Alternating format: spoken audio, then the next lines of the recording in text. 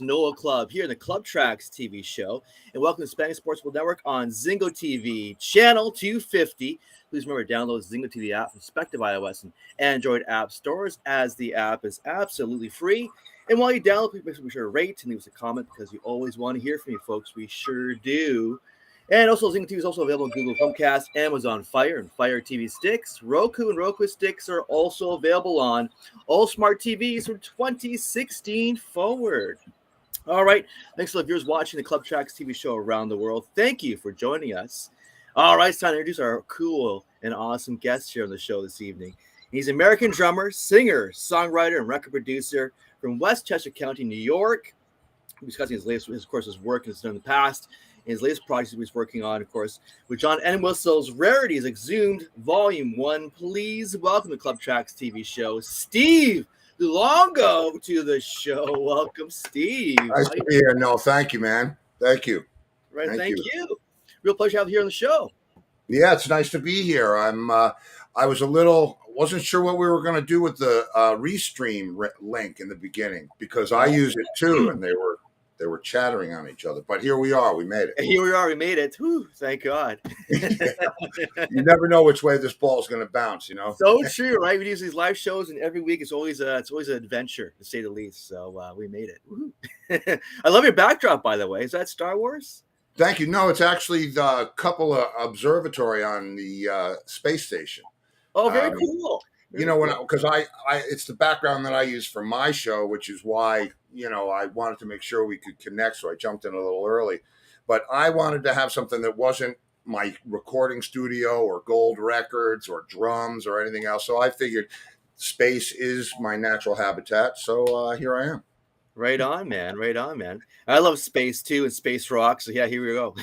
Right on. So going back to the very beginning for you, how old were you when you first discovered the drums, and you're also, of course, your vocal talent as well? Well, I didn't. Let's see. I discovered the drums in elementary school in kindergarten. Is that right? Yeah, a friend of mine I live in Southwest Florida, and a girl that I went to school with lives in Naples, and she reminded me of this. I had forgotten about it. We were having the high school band come to our school to do an assembly. And it was the first time I was going to hear live music in a big room and hear the ambience and the echo and the whole thing. And she said, the minute the drums started, I turned to her and said, that's what I'm going to do for the rest of my life. True story. Right on. And I'm still doing it. So, and she remembers, and I, of course, remember walking around with drumsticks in my back pocket. But, that's when it really started. And from that point on, I was always banging on things until they got me drums to bang on. Right on. Same for me. Actually, I'm same thing too. Actually, I'm a drummer by trades. That's my background. I was very young too. My dad was a drummer when I was growing up, so I had a chance to have that exposure with him. But very cool being that young. Yeah. Well, my mom was a piano. She played piano, classical piano, not professionally, but she was trained. So I heard music in my house as long as I can remember, and there were all kinds of records, classical records, show tunes, the 40s, Glenn Miller, that big band era, big band, and some cool stuff like a West Side Story soundtrack, which really that still looms large in my catalog. And then my brother was listening, was older than me, listening to Elvis and Johnny Mathis and the crooners and that whole thing. And then all of a sudden, and I was in a band from the time I was like 11, I think, with two kids from my neighborhood. And then the Beatles happened, and we said, well, maybe you shouldn't play that accordion anymore. It's time to lose the accordion. Yeah, better lose that and the trumpet, and trade it in for a bass and a guitar, and then we formed our first serious band in '68 called Rat Race Choir, and the rest, as they say. Very cool, very cool. So in terms of your vocal talent, when did that kind of unfold for you? You're on, I imagine.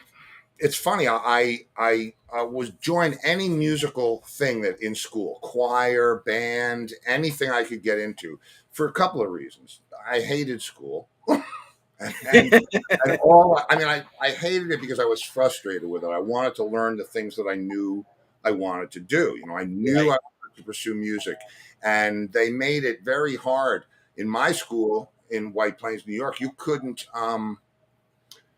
take lessons, in school until fourth grade.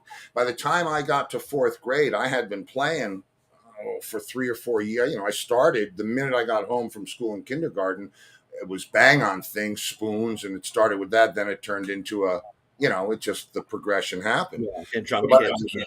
by the time I was actually taking lessons, it was boring me. So I wasn't a very good student of drums, but I was a good student of my own playing. So it was an interesting way to start off. And then in junior high school, the band started to happen, and I played in the marching band and did that stuff. And it's the only thing I've ever done. I mean, with music, it's just I've been lucky enough to live most of my dreams.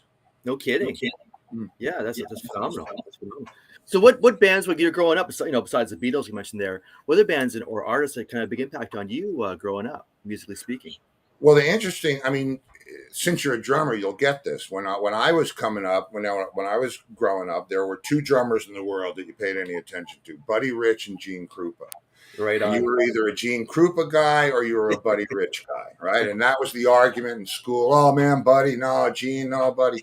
And I was a Gene Krupa guy. Oh, I love Buddy's articulation, but I was a Gene, that jungle soul that he had, just that coupled with, like I said, the soundtrack from West Side Story with the Latin flair. I was always into that, percussive Latin rhythmic thing. And, it just kind of developed from there. But I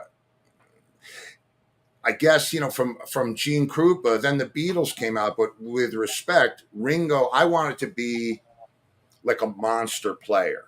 I didn't want to be a timekeeper. And if you're going to be a timekeeper, there's none better than Ringo. But I wanted to be a lead drummer. I probably should have been a guitar player.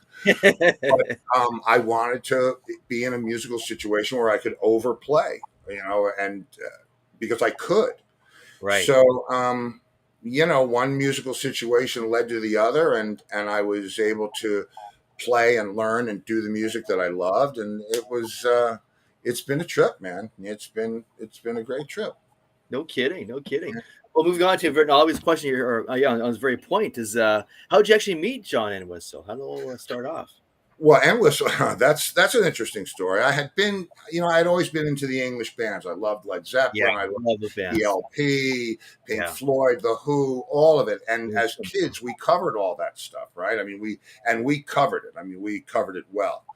And that's how we learned what it was we wanted to do, by playing, I like playing this, don't like playing that. I like, and we had we were doing, by the time 85, 87 came around, the band had really come into its stride. And our front of house engineer and studio engineer said, I just got back from Music Messe, which is the NAMM show in Germany that happens in March. And he said, I was playing with John Entwistle, and I told him about you guys. And I went down to Joe's house. I said, well, how do we get to play with John Entwistle, man? And he said, well, he's going to be at the NAMM show in Chicago. And if you guys go, I'll introduce you. Wow. Very cool. So needless to say, we went. And if you don't, I don't know how much you know about the NAMM show. You must know, a bit. Yeah, I've heard of it. Yeah. If you don't book your hotel room 8 months in advance, you're sleeping in the park, right? So, needless to say, John's staying at the Drake on whatever Lakeshore Drive, and he comes walking up to the NAMM show, and we're standing out there. It's about 2 p.m, and Joe says, "John, Steve, the guys," and we meet each other, shake hands, and I said, "You want to jam?" And he said, "Anytime, mate." It's like, oh, right on. Great answer. But I'm the wrong guy to say that to if you're not serious, because I went right onto the NAMM floor and said, listen, John Entwistle and I would like to play at the NAMM Jam. And at that time, the biggest jam, you know how they always have that all-star jam with all the endorsements, right? And it was Eddie Van Halen, Neil Schon, Leslie West, Holy Dweezil cow! Zappa. Wow. I don't know if Beck was there or not, but it was a What whole. lineup? It was an amazing. Well, it What was a lineup. Kramer Guitars that put it on. So Oh, I Eddie see. Yeah, yeah. That's all their and cast. them and Seymour Duncan and they had it at the Vic Theater. Well, John thinks, all right, well, this guy's going to hook us up. We'll go jam at the Limelight. But no, we went and played at the Vic Theater for like a couple thousand people. And it was, he said, what are we going to play? I said, we'll play Who songs. It's 1987. He said, I don't know any. I said, oh, we'll teach them to you. And they did. The guitar player and the bass player who became the singer when John played bass said, this is how we do it. This is our arrangement. And John said, you guys even learned the mistakes. So, it was, and from that point on, when you play with a musician for the first time, forget about the fact that he's the bass player in the Who or any of that stuff. When you play with a guy for the first time, for me, and you'll know this as a drummer, no matter what kind of experience you have, when you play with a bass player and you lock in with that bass player, nothing feels better than that. And you never take that for granted. I mean, you just that rhythm section, if you both know where one is, the same way, then you're there. And if you're listening and somebody's listening to you, that's all it takes. And that's how I grew up, listening and hoping to be listened to. And everything that happened on the stage that night, it was like we had been doing it forever. And that's the basis for, it's the basis for any good friendship going forward. No kidding. Yeah, no kidding. Yeah, obviously great chemistry between the two of you, like right off the bat. Yeah, it was amazing. It was, and honestly, I mean, I had lost touch with the Who at that point. I mean, they hadn't put a record out in a long time, and correct. I'm not I liked the Who, the Live at Leeds Who, it was a great record. Now it's a great live record. Holy cow! Yeah, and that's that was my favorite part of what that crash, wallop, and risk that they used to take. You make a mistake, you play through it, and that's it. It becomes part of what you do. And so John and I were like-minded that way, and he's got an incredibly dark sense of humor. And after the show, we were in the green room telling jokes back and forth for hours. And I said I had to leave because I had a flight early the next morning. And he handed me his phone number and said, "Give me a call, mate." And I said, "No problem." He gave me a copy of the record that he was planning on releasing that he had recorded in '85. Oh, this really? is '87. Wow. And I still have it. I still have the cassette. And we wound up putting it out later, together in our adventures. But yeah, that's how it started. It started with two guys that locked up playing together and had similar interests and senses of humor and so on and so forth. And we didn't let our status get in the way of it. Yeah, the ego part. Yeah, exactly. There's two great musicians on a high level connecting. It's a beautiful thing, man. I mean, I tell you what, when we used to, it's hard when you play with somebody that's got that solid and stoic a reputation. I mean, the guy has just got street cred around the world. Plus, he's the most trained member of that group, musically trained. They're all phenomenal players, but John was schooled. And his choices were be in the Who or go and go back to school and join the London Symphony as a brass player. So I think he made the right choice. High risk again, but great choice in the end. High risk though. But he, it was just, we just wanted to have a good time playing music. You know what I mean? We didn't want all the trappings and all the stuff. And, he still has to be John Entwistle at the end of the day, but he liked playing small places, theater, where he could connect with the audience. Yeah. He used to like the look on their face when they'd watch his fingers fly. Yeah. He'd laugh at him, He was so gifted. I mean, he was such an amazing bass player. Really reinvented the bass in a lot of ways. You look at absolutely did. Absolutely did. I've said a million times he did for the bass what Hendrix did for electric guitar. Yeah. John invented that whole guitar stage. He used to call himself a bass guitarist because he thought he didn't want to just be a traditional bass player. He wanted to be a lead bass player, which went right along with my ambition to be a lead drummer. No kidding. Fits so well. And we had any excuse we could find to do a bass and drum thing. I mean, we would do them 2, 3, 4 times a night. It would just the guitar player and the keyboard player drop out, and we just start going nuts because we can. And somebody asked us, we were doing press before one of the tours, and they said to him, "So, John, what does the new band sound like?" And he said, "Well, it's bass and drums and some other guys." That's a nucleus right there. Right? I mean, but the other guys were exceptional players. So I would imagine they would be.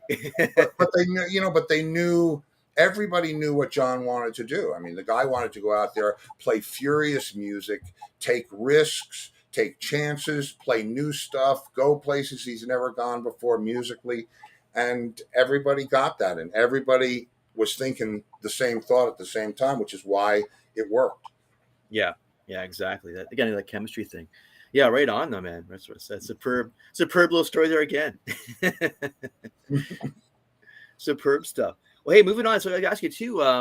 Moving on to the new record. So how long did it actually take you to assemble this record? Going back to obviously the rarities and previously unreleased material. So how long actually for you to actually invest yourself into find this material and bring back to life again? Basically, how did it all unfold for you?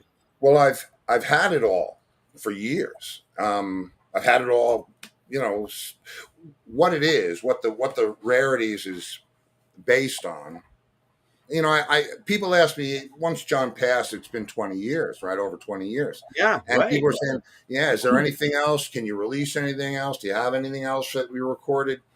And, I didn't want to do one of those scrape the bottom of the barrel, these are the last 3 songs and this and that. And I said, if I'm going to do a collection of rarities, so to speak, posthumously, I have to devote it. I have to focus it on the hardcore John Entwistle fan, because the things that I chose and the way that I did them, it was with that knowledgeable fan in mind, or in preparation for a new fan that wants to get that deep into it. And he had such a strong personality and presence that his brand of music and his brand of humor and composing was singular to John. And, outside of the Who, that's who he was. So I wanted to focus on that and try to get like alternate versions of songs that we had released, or songs that we never released, or things that we demos of, or like I said, alternate versions. And it was really meant to be kind of a keepsake collectible for the fans. Yeah, gotcha. Exactly. So my understanding too was this more over that along those lines there. Yeah. No, yeah, gotcha. Yeah. So with regard to the material, when we were writing back in the 90s, and which is when we did most of our writing from 95 to 2001 was all the hardcore writing, and maybe a little earlier than that, but so he would give me all of his tapes, his ideas, and I gave him all of my tapes, my ideas, and he would work on mine and I would work on his. So the things that I've had forever. I have 100 or so recorded shows because we recorded every show live. I've got outlines of projects that he wanted to do, that we wanted to do. He had an idea for a rock opera back in the 70s that never got done. I know what it is, and I got together with a composer named Keith Crane, and we're going to see if we can make some sense out of the notes that we have, and I have sheet music and all kinds of stuff. So it's really, I've had all this stuff for years and years, and connecting with Deco was finally, right place, right time. Let's do it now. No kidding. Well, so that's so special having another rock opera coming from, of course, the Who. Right. Really, right? And from back in the day, and Quadrophenia, and yeah. So, and it's, and John, it's a science fiction thing, And it was, like I said, it's something that I'm going to work on. It's probably going to take the better part of a year to get it to where it needs to be, and maybe it winds up as a play on Broadway. Maybe it winds up as an album, but the concept of it is solid. And he wrote a lot of the music for it already, so we'll see. It'll be fun. It's the nice thing about Oxzoomed was getting to work with my friend again, because I missed that sound and I missed that feeling of, yes, we did it. Of course, he's not here, but it's it's close. Exactly. Exactly. Well, man, that's the whole point. Is actually if you have to get the material get out there to the folks to hear it when it's obviously very special stuff. So no, I mean, kudos to you, man. It's amazing. It's great. Thank you. Yeah, and I think the fans will like what they hear. It's not a bunch of cleaned up, polished stuff. It's stuff that it's material that is as it was, and they get to hear it warts and all, and hopefully enjoy the nuance of it, which is it's in there. It's all over it. Yeah, exactly. The other thing all over that too was Keith Moon's drumming, which I thought was very cool. Having him on the drums on these tracks. Was that like to actually hear him back on the mixing board, put the material together again like this? It was amazing. It was how that happened was very. Very weird. Like I said, we were trading tapes. I gave him my songs, things that I had written, riffs or lyrics or whatever, and he did the same thing.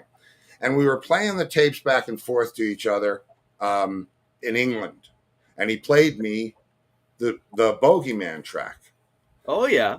And it was just him and the drummer, just bass and the drums and a really good, nice, clean vocal. No keyboards, no guitar, no nothing. It was a demo originally done for the Who, to get the song on a Who record. And the Who thought it was too humorous. So John played it for me. And I said, who's playing drums? And he said, I don't know. And I said, sounds like Keith Moon. And he goes, yeah, it's him. And it's like, okay. And so now I'm listening to it either on a cassette or a DAT. I can't remember what it was. And I said, well, do you have the multi-track of this? And he said, yeah, I do. And I said, well, okay, we need to finish this song and put it on the album. And that's how it happened. So he was looking for the tape, a big, massive 2-inch tape back in the day.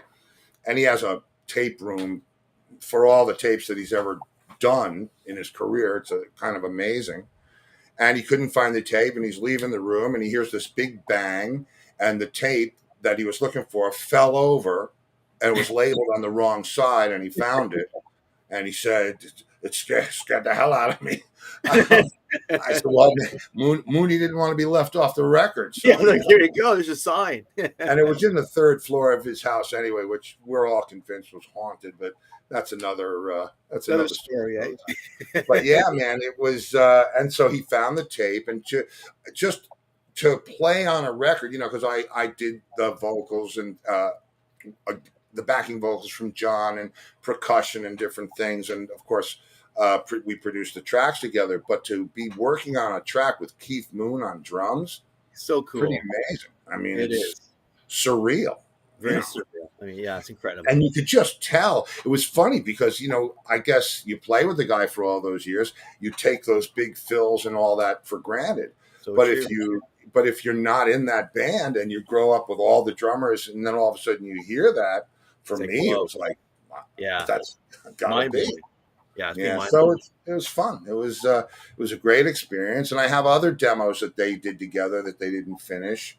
There's a way too much stuff to ignore. Let's just put it that way. And like I said, I think his fans will love this stuff, and so that's enough. Right on, man. What's like being a producer, sitting down in a producer's chair? Like, what's the mindset like for you when you sit down in a producer's chair looking at this material? Like, what's that like? Just kind of puts it through your eyes, and your experience kind of was through you vicariously as a record producer. Well, when you have somebody's trust, when you're producing a record, it's like directing a movie. You're the guy who says more of this, less of that. Can you do this? Please give me that, whatever it is. And John and I produced it together, but John liked to, his part of the production was to sit back and listen to what I was doing, and then if it needed to be changed or altered, or he heard something that he wanted, he would chime in. Gotcha. I was doing the day-to-day with Bobby Pridden at the board, and it became, well, I'll tell you an interesting story. John we were writing the material, and we had to write it fast because the show was about to be taped, and there was deadlines. So we had 3 studios working in his house at the same time. The actual big main recording studio on the main floor. I had a demo studio in my suite, and then there was another demo studio on the 3rd floor. And we were writing and writing, and we did this song called Sometimes. And we had routined the whole track. It'll probably be on volume 2. We had done the whole track. We knew the whole arrangement.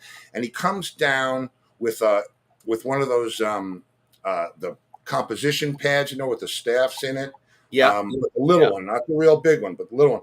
And he comes down and he shows us all these whole notes, like 8 chords, right? 8 6-note chords across the page. And he says, let's do this as the introduction. And he said to the keyboard player, play the chord. He plays this first chord, and it's kind of sour sounding. Then he plays another chord, and it's like, that's worse. And then he plays a chord after that, and it's like, is this a joke? And so I'm about to say, man, this sucks, but I don't, right? I said, nah. Can hold off for a second or two. Gotta know when to back down a little bit. So I sit down, and I don't say a thing. I mean, we're co-producing it. He's got his say. I would rather hear where he's going than just, because I don't get it. So he gives everybody their part. We go in, we Bobby hits record, and we play the intro to the song. When he added his bass notes on the bottom, which I never heard, all of a sudden it sounds like an orchestral, my mind was just blown, and I have never been so glad to shut my mouth in my life. It was just genius. And he did it in his bedroom before he went to sleep, or he woke up in his sleep and he just wrote it down, thought the chords in his head, wrote it down with a pencil, and brought it down the next morning. So it's surreal. And then another time, I'm in there mixing with Bobby, and he comes walking in the control room, and he says, "You look troubled." And I said, "Well, yeah, I'm not sure. I'm not sure whether the bass is too loud or not." He said, "Well, turn it up, then you can be sure." Like, you got a point. Okay. Right. And let me tell you, producing that, it was a license to steal. He had every guitar you could ever want to use on a session in your life up in his guitar room. 300 guitars, Tellys, Strats, every Gretsch, every Gibson, everything. And we did a couple of songs. Was it Try Again Today? No. It's another song on there. There's a guitar exchange where the guitar player plays solos against John, and he's playing different guitars. And I said, "Oh, use the Strat for this one. And go get that old Les Paul for this one."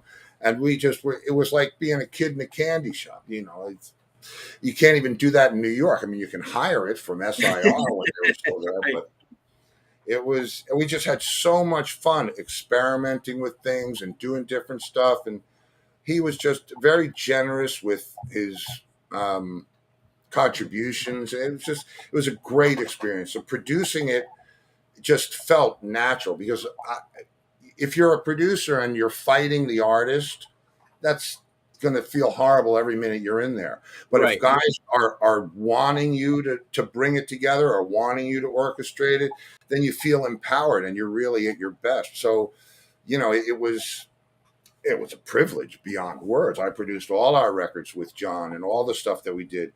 But, there were times where I would just say, hey, play that bass part again. And I'd be like, whoa.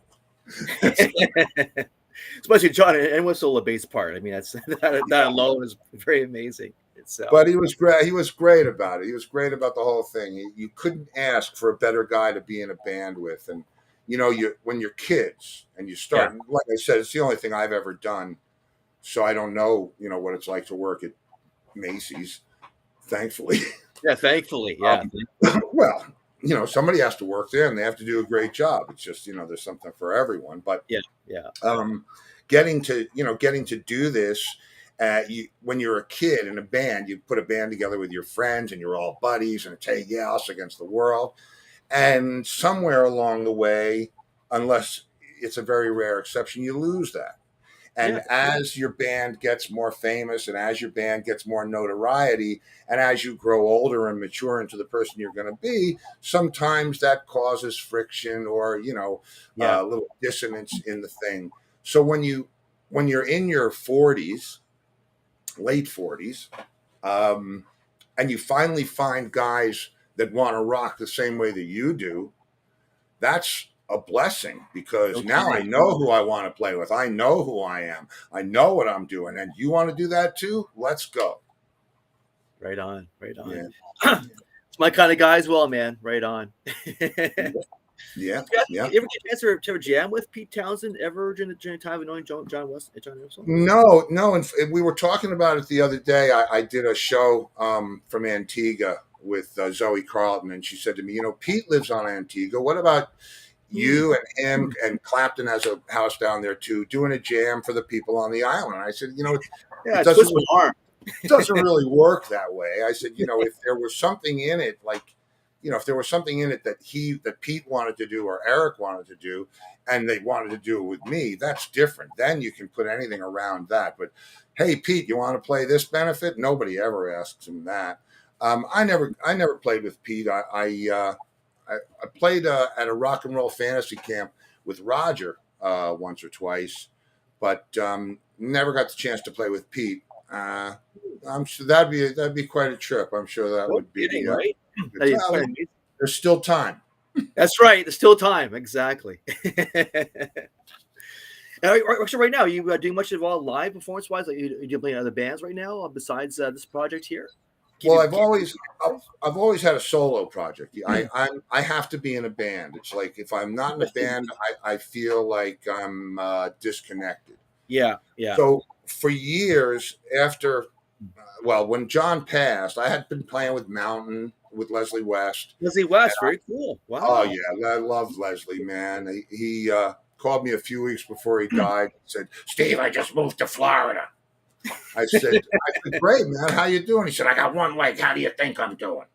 That was our last phone call. But that's sad. But yeah, it's quite the story. Just a monster player, and I was lucky enough to play with Leslie for years and years.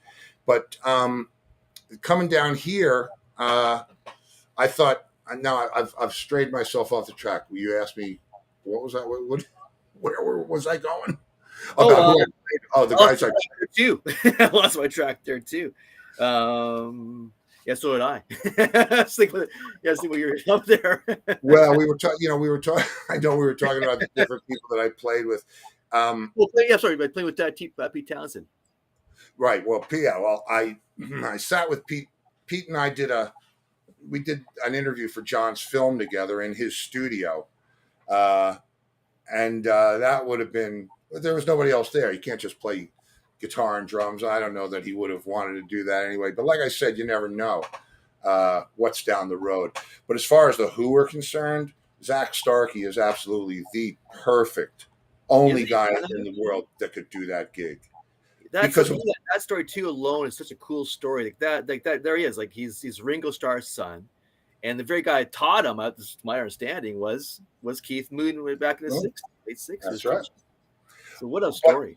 But the thing about it is, it's not even so much that he's Ringo's son or that Keith taught him, because Keith could have taught anybody and anybody could have been anybody's son, but he fits in that band. Yeah, he knows what they expect of him, because it's not the same band that it was 30 years ago. It was wild and nuts, and everybody was going crazy, and everybody's playing lead at the same time. This band is a lot more normalized, I guess. It's more performance oriented, and there's nobody who can keep the solidness that Roger wants on stage, yet have the kind of fury that Pete needs on stage. Right. Better than Zach. I mean, that's, my hat's off to him. He does a great job. He's a great guy. I've known him for a long time, and he deserves that chair. Well put. I still think of a live performance by the Who shortly after Kenny what was his last name? Kenny Lane, I think it was the drummer. Kenny Jones. Thank you, Kenny, Jones. Yeah, from the small face that joined up with the Who after Keith Moon's passing, and I can see as when his first two shows being live with the Who, Pete Townsend was about to just kind of tear into something here, and he stops with, "Oh yeah, it's not Keith Moon. Oh yeah." well, Just yeah. totally stops right there. You see it's building, it's climaxing, and boom. Oh yeah, that's right. It's not Keith Moon anymore. We can't go that far anymore. It's interesting that you bring up Kenny Jones because we're talking about Oxzoomed. There's a song on Oxzoomed called "Back on the Road" that John originally recorded with Kenny Jones. It was John Really? playing bass and piano, and Kenny Jones on drums. Wow. But John didn't like the sound of the drums. He didn't like the way so he said, can you record over them? I said, sure, I can record over them. But the drums were echoing through the reverb that was used on the vocal, so there was no way to get rid of. Oh, I see. The fold back from the original drum track. Right. So it wasn't a problem when we were playing time, but I had to mimic his fills exactly the way he played them, or you would have heard his fills going off in the background. Wow. So, and John wanted what he wanted. He had always had a vision for something before it materialized. He was incredibly insightful that way. Obviously, yeah. There again, it can be a great songwriter, great musician. That kind of tells it all right there, right? Yeah, the great innate ability he has there. Yeah, yeah, it's huge. I mean, he was so well versed. I remember we on Oxzoomed, there's 2 demos that we did, and they were never meant to be released. They were meant to demonstrate the song, to someone else, which is what all a demo is supposed to be. And you never want to if you want somebody to do your song, you don't ever give them a version of it where they're saying, how can I do it that, you just give them the bare bones, and they take it where they're going to take it. Right. So, I'm playing guitar and drums and one of the keyboards, and John's playing keyboards and bass, and it's not like a band; it's just a demonstration. So we put those on the album, and we have the one with not Kenny Jones on it on the album. Excuse me. So yeah, there's a lot of cool stuff on that record. I'm glad I did it. No kidding. Very, very cool stuff on there. I'm glad you did too. My mind earlier too. Like again, you made a comment about Leslie West, and I mean, I love Leslie West. I love Mountain. I have to ask you, how'd you meet Leslie West going way back in the day? Well, Leslie's from New York, so we knew each other from coming up together. But we had never played together. We had done shows together. We did a show with him, Rat Race, and him at Comac Arena. And over the years, we bounced off of one another. But it was at that same NAMM show that I played with John that Leslie said, excuse me, let me take a sip of something here. Yeah, no problem at all. Me too, same problem. Here we go. In between playing with John, Leslie said, let's do some gigs together, which we did. And when I first started with John in '87, I put this concert tour together where my band opened, our guitar player left, our bass player stayed, and Leslie came out and we played Mountain songs. Then Leslie left, the rest of my band came out with John, and the bass player started singing.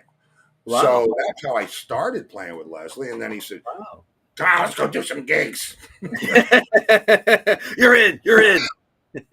Yeah, he was. I played with him for years, I loved him, man. I just loved the way he played. Never in My Life is one of my all-time favorite rock songs, and to open with that every night with the guy who wrote it doesn't get a lot better than that. No kidding, right? No kidding. Yeah, I love that guy. So this again, very, very unique sound of his own. Once again, yeah, love his music. Especially his earlier stuff. Oh, I love those early records he put out. Oh, yeah, man. I mean, I used to get ready for school listening to Mountain Climbing. And as kids in '69, right before they went to play Woodstock, they played a gig at Highlands Junior High School, which was in my hometown of White Plains, and we opened for them. Wow, so cool. Yeah. and then they went up and did Woodstock, and the rest, as they say, is history. But yeah, playing with him was amazing, just amazing. It's phenomenal. I was going to ask you too, what was my response like? Because the record came out, Rarity's Oxman Zoom came out back in October, late October was like it came out. Well, it was supposed to, as I understand, it was supposed to be out on the 21st, but it wound up, I think, just coming out on the 4th for some reason. I think really? Okay. Yeah, I think it's just fresh out. So no kidding, just fresh out, right? Wow, yeah, wow. So I'm excited to see what people. I think they'll all get it. From the little anecdotal things on the cover, and there's a really cool book that the label put together to go with it. If you want to see any of that stuff, it's at johnentwistle.com.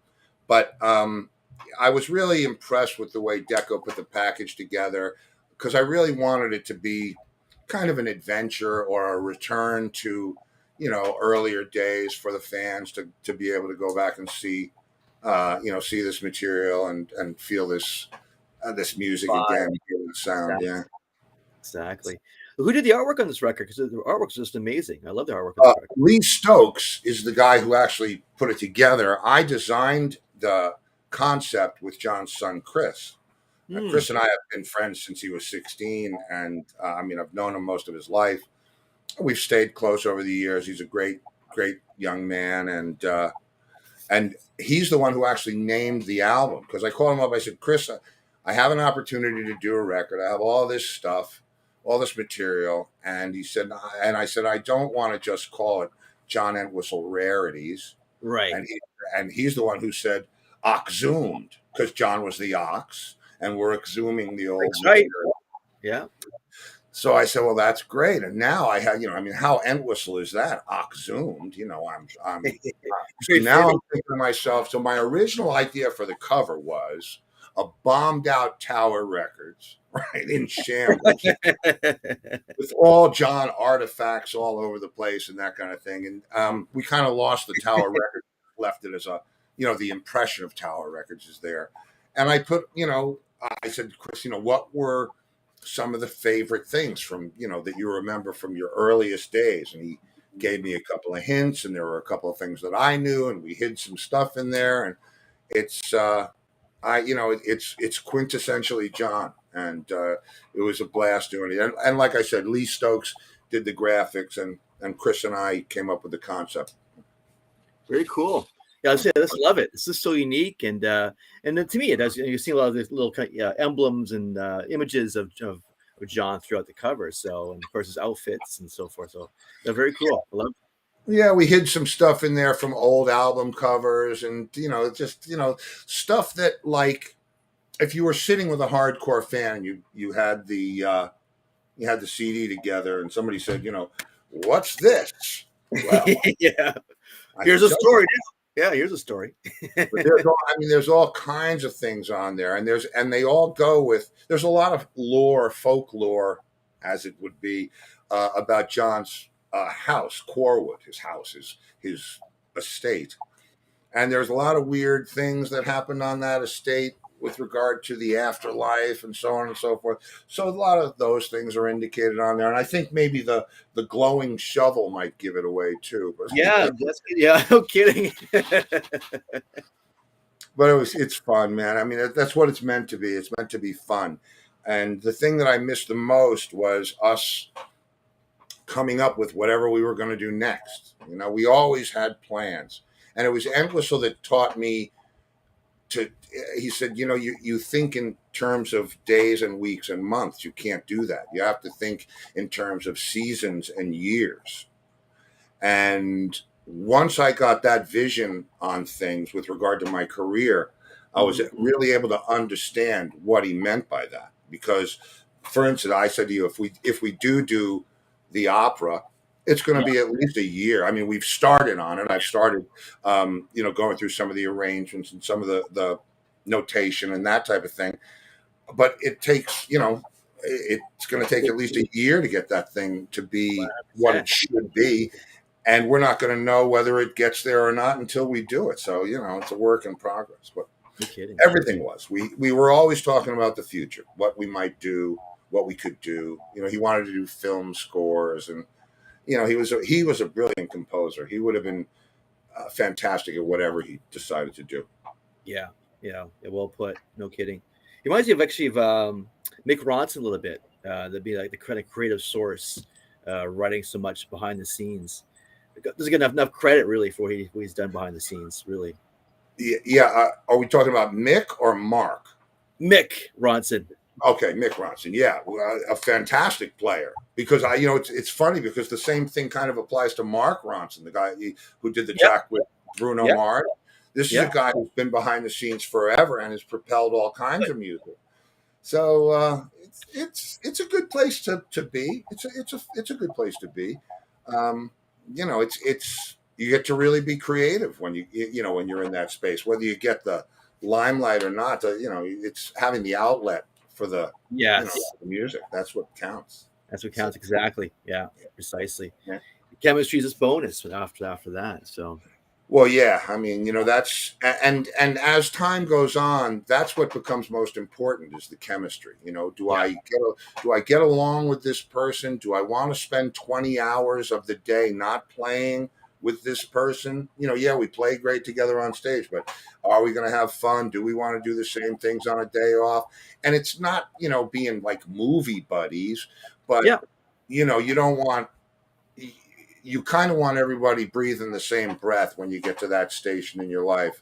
And, it was very easy to do that with John because he didn't have a lot of parameters. He just, he wanted to play. And that's really what he cared about. I just want to play. So. Yeah. That's the Who for you. Yeah. Well, actually, it's the Who now, but it wasn't the Who back then. His biggest problem with the Who is that they weren't playing enough for him. Right towards the middle, towards the end, they were. You're right. They stopped playing as much. He wanted to play more. He didn't want to go out for 3 weeks and then go home and wait. Right. And, he just constantly wanted to be out there playing, and it was all about the fans for John. So, and we. As the End Whistle Band, we had the opportunity to do that. We got to, the Who can't go and play at whatever Great Gildersleeves. I mean, they could, but John just wanted to get out there and rip it, and that's what he did. Yeah, but I totally understand that. We often come from the big stage, the big arena shows, stadium shows, and let's go back to a more intimate setting again. The different band, just totally everything different. Basically, had to go back to that experience again. Well, a live crowd in small auditorium stadium. In '99, we were doing a summer tour, and that was the 30th anniversary of Woodstock. Gotcha. Mm-hmm. And I said, "Man, don't you want to play Woodstock?" No, no. I mean, 30 years later to go back. Yeah. And so I, of course, maneuvered it that we got to play there.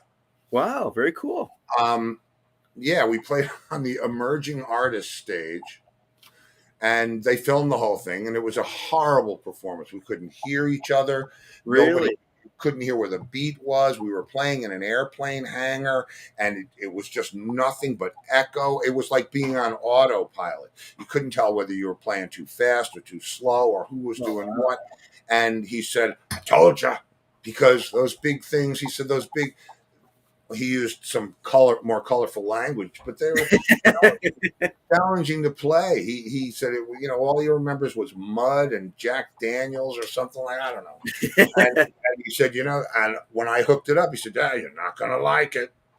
And he was right, man. I mean, I would rather play, a small venue, a theater where the sound is great, play at Ruth Eckerd Hall or the county center.